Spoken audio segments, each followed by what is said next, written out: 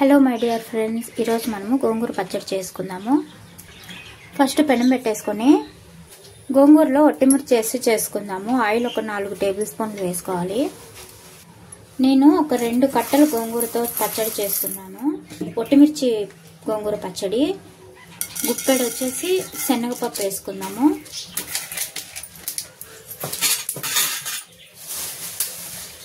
ఎంత శనగపప్పు వేసుకున్నామో అంత గుప్పెడు ఉద్దిపప్పు,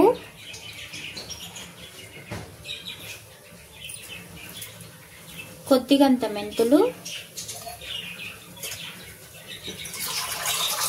1 టేబుల్ స్పూన్ అంత జీలకర్ర,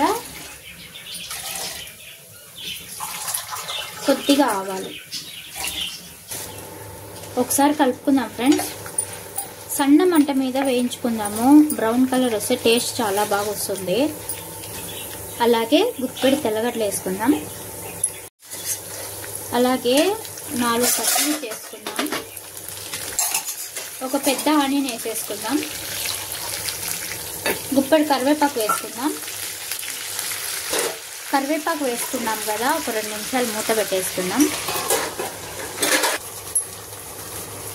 ఇప్పుడు ఎండుమిర్చి ఆఫ్ తుంచుకొని ఒక 10-15 మిర్చీలు వేసుకున్నాం, కారంకి తగినట్లు. ఒకసారి కలిపేసుకున్నాము. ఒకసారి కలుపుకుందాము. మనకు ఆనియన్స్ అన్నీ వేగిపోయినాయి. మనము ఇప్పుడు స్టవ్ ఆఫ్ చేసేసుకొని ఇవంతా ఒక ప్లేట్లోకి తీసేసుకుందాము.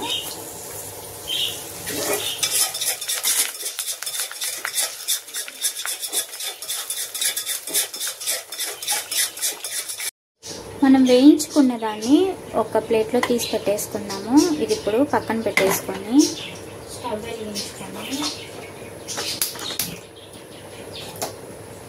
అదే పెనంలో కొంచెం ఆయిల్ ఉంది, ఇంకా కొద్దిగా ఆయిల్ వేసుకొని మనం టొమాటోలు వాడుచుకుందాము.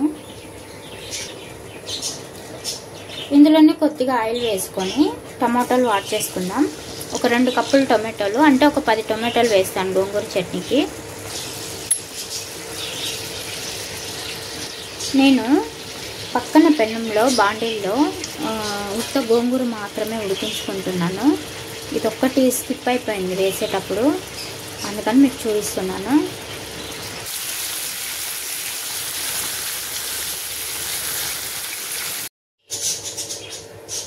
మ్యాక్సిమం వేగిపోయింది. ఇప్పుడు ఆఫ్ చేసుకొని చల్లారి పెట్టుకుందాం గోంగూరని. ఇప్పుడు ఈ మిశ్రమాన్ని కూడా వేసుకొని మిక్స్ చేసుకుందాము. బరకగా వేసుకుందాము. మిక్సీకి పట్టేసాము. మనం పోపు వేసుకుందాము.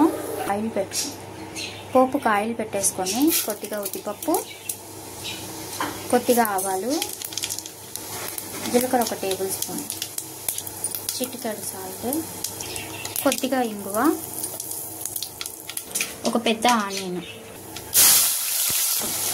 ఇప్పుడు మనం మిక్సీకి వేసుకున్న గోంగూరని వేసేసుకొని కలుపుకొని దించేసుకుందాం. అంతే సరిపోతుంది. నేను ఈరోజు ముద్ద చేశాను అందులోకి.